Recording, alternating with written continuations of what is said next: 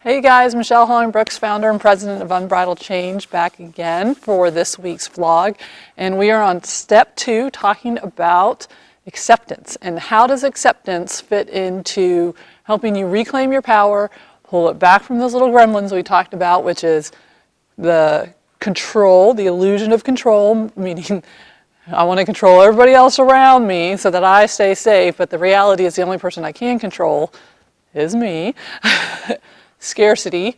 If Sparky, who's behind me, gets this pile of hay, I'm going to lose a pile of hay, and then that's not okay. Or can we share the pile of hay and be together at the same time?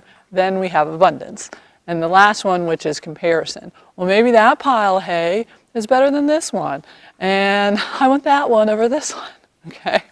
So those are our 3 mindsets that just suck our power out and take them away. And last week we talked about awareness. How are you doing on that? Just becoming aware of where we have lost our power in the past, not beating ourselves up, so we can bring it into the present. But to bring it into the present, there is one key step that we really got to be able to do, and that is acceptance.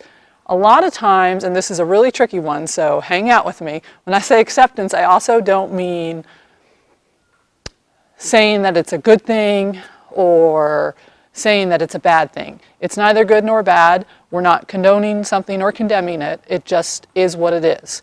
The past is what it is. I can't change it. I can't do anything about it.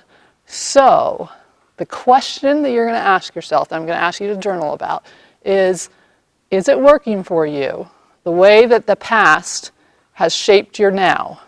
Your thought patterns, your behaviors, your belief systems that are running around in the background from those 3 little guys.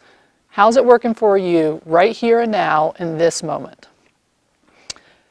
If the answer is, well, it's working here, but it is not working over here, then we need to be able to say, what can I do to change that?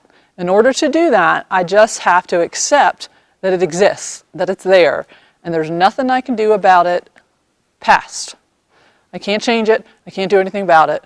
If I want to be able to move forward, then I gotta be able to accept it. Okay? All right, we can do that, right? So I want to tell you a story, and this story has stayed with me for years. It's a client that I worked with at a residential facility, and we will call her Gwen. And Gwen was like me. I'm 6'1". You can't really, I don't know if you can tell in videos, but I'm pretty tall. But she was built like a linebacker. I mean, she was just a force to be reckoned with. And the residential facility that I worked with troubled teens, kids who have been through trauma and abuse, and we're looking to sever that abuse and sever the effects of what that was having on them so that they could move forward and start to live the life that they wanted, not based on the past, but who they wanted to be, and stepping into that beautiful person that they have always been, that you are. Okay, so Gwen. Big girl, right? Big linebacker of a girl. And in the residential facility, she was just explosive. And the staff really knew that they had to kind of treat her they could push her, but they couldn't push her that far because she had a tendency to throw things and break things. I mean, she would just get really big. And I mean, at one point she got really mad at another resident that was out there, and she tried to break through the drywall wall to get to her that was in the safe room. So once she got rolling, she was the freight train. She just was really hard to do, but she had been doing so well. She had been there for a while. She'd been meeting her plans, and she actually had a family that was wanting to adopt her. Huge, huge move. Now, Gwen had been at this point in her treatment a couple times before now. And every single time, one of those old patterns started to surface. And we were trying to bring some awareness to this pattern. We were trying to get her to realize this is what's happening. And when that pattern would surface, she would like kind of start picking at the family and picking fights, and then she would just get really physical, get really, really big, explode, and then the family would back off and be like, oh, I don't think we can do this. Back to the residential she would come. So she was on that process with the family, and she was doing really well. She was getting to go on home visits with them, and the first couple ones went really, really nicely. And then the second ones started to get a little rockier and a little rockier. Well, apparently she'd just come back from a home visit, and it was rough. She'd gotten big, gotten physical, thrown some stuff, broke some stuff, didn't hurt any of the people, but was really pushing to be like, hey, are you going to leave me? So they called me down at the barn and they said, we're struggling with Gwen, and we know we can't push her up here, but you can push her down at the barn. And that was a reality because at the barn, I never saw any of these behaviors. They didn't exist because she cared about these guys more than she cared about wanting to get big and bad. She didn't want them to be afraid of her. So she regulated herself. She did a great job around the horses. So the therapist has figured out, hey, if we're gonna kind of really help Gwen get all the way there, we're gonna do most of our work at the barn and not up at the house. So they called me. It was a beautiful spring day, and I was watching them walk down this hill that comes all the way down and wraps around. And I'm sitting in a grass arena, so instead of like sand like this one has, it's all grass, with her horse, and we'll call him Bear. And Bear is an off-the-track thoroughbred that is just really high-strung. And if you know anything about thoroughbreds or race horses, you know, they're hot. They're like ready to go. And so this guy was really super sensitive as well. And so if he felt something or got nervous about something, he would like get all skittish and get off. And Gwen knew that, so she moved really slow around him, just took her time. She would talk to him, help him soothe himself. I mean, she just really did a great job working with Bear. So I watched her come in, and I could tell, I mean, her body language was ready for a fight right off the bat. And I was like, hey, Gwen, what's up? How was the home visit? And she just rolled her eyes because I'm a geek in sessions. Well, I'm kind of a geek all over the place. But I was like, oh, a little birdie told me there might have been some issues. She crossed her arms. She was like, yeah, but I'm not going to talk about it. And I was like, well, okay, no worries. We don't have to talk about it, but I got Bear over here, and he's ready to start working with you. And she was like, I'm not doing horses today because I know that you're going to try to get me to talk about this, and I'm not talking about it. She rolled her eyes, and she was dead set. She wasn't going to do it. I was like, put my arms up. I was like, okay, cool, no big deal. We'll just pick back up on the training goal that you were working on Bear with. And remember where we were trying to get him to like stand like without being tied to anything, just kind of standing in one place, almost like an imaginary kind of box, and you could walk around and go do something and come back. Do you remember when we were doing that? She looked at me.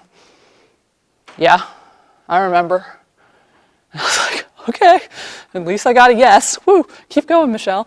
And the therapist is poor little therapist. She's just on pins and needles. She's like, oh, Michelle, you're gonna push her right out of the gate. And I was just like, well, just something was telling me this is where we need to go.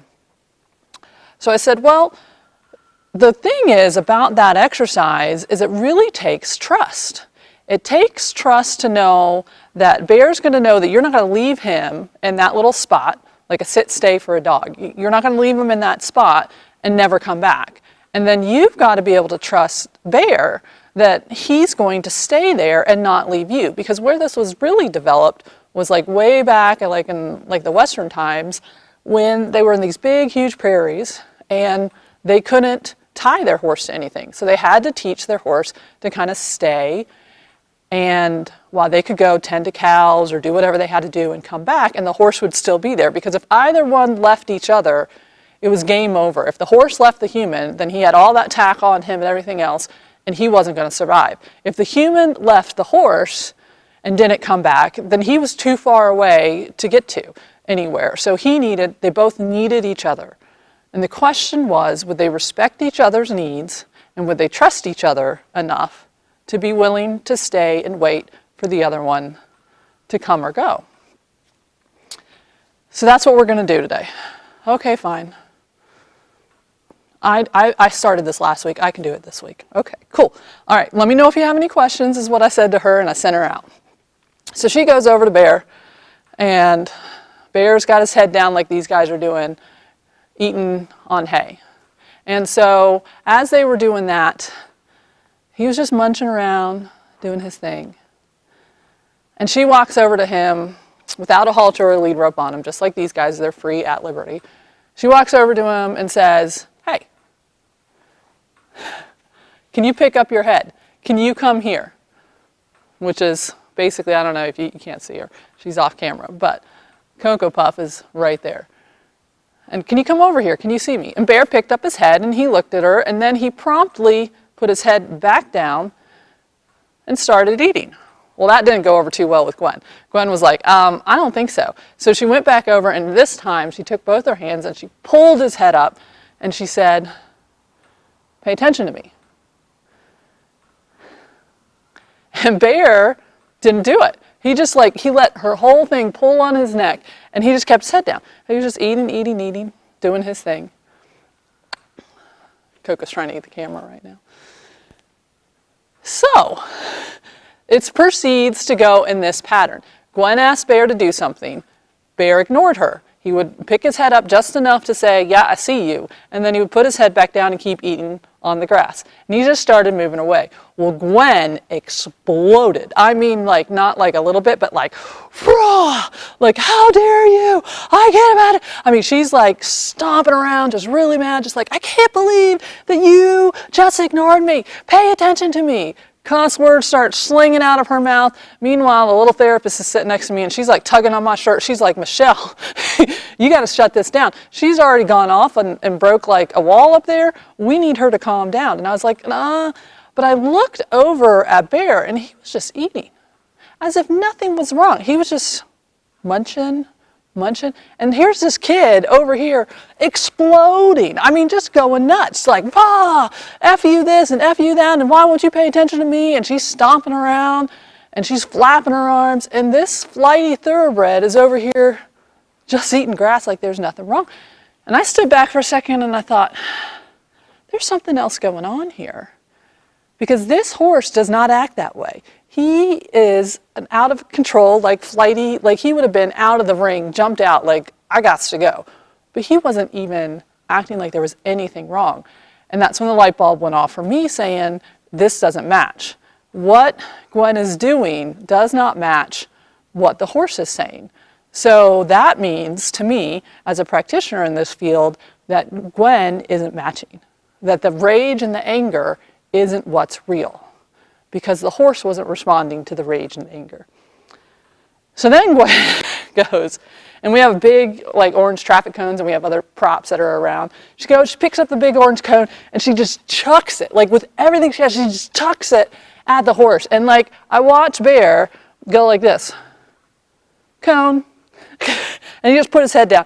Now I'm like, oh no, you did not just throw a cone at my horse. No, that's not okay. And I was getting ready to go in there and say, whoa, time out. And then I just realized, I saw the Bear just went cone and put his head back down and kept eating. Just moved to the side, let the cone whiz by him, and he put his head back down.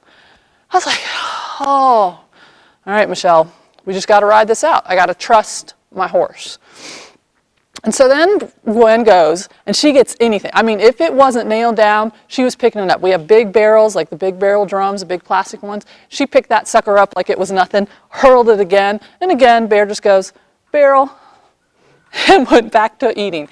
He repeated this for the next 5 minutes. She just running around, yelling, screaming, picking up anything she could chuck at him, and he would be like, another cone, barrel, whatever, and he would just go back to eating. And what I noticed is about halfway through, Gwen switched from yelling, why won't you pay attention to me? You're not looking at me. And she switched to, you better not look at me. You better not pay attention to me. I don't want you to look at me. Stop looking at me. Something started to shift. And then she shifted one more time to, No one ever looks at me. No one ever pays attention to me. Why won't somebody? And when she made that shift, Bear started to close the gap. And he was still dodging stuff like cone, barrel, all over the place. But he was getting closer and closer and closer to her. And as he was getting closer and closer to her, Gwen was so far up there she couldn't realize it. And I'm sitting back there and I'm watching this and I'm like, holy cow. And then Bear saw his move. She had thrown the last barrel that she had and she was stopped and she was scanning around looking for something else. And everything now is at the other end of the ring. There is nothing at the place that she's at to throw. And Bear took that opportunity and zoom, in he went straight to her. And I thought he was just going to knock her over, like walk straight through her. But what he did instead is he came in, he put his head up and over the side, brought his chest in line with her chest and just stopped. Then he took his head, wrapped it down, and pulled her into his chest. Just like, basically like a big bear hug. There was nowhere for her to go. And she started wailing on his chest. She was just like, no, get off of me, get off of me. I don't want you to pay attention to me. Don't pay attention to me. Get away. Screaming at him. And he's just got her in a vice grip. He's not letting her go. He's just locked his jaw on this side and his chest is right here and she's locked in. And he just started breathing. And next thing we know, Gwen is just crying and her fists go from really pommeling to just kind of pushing on him. And then her hands just kind of locked over his neck because his head's up and over. Just locked over his neck and she just started sobbing.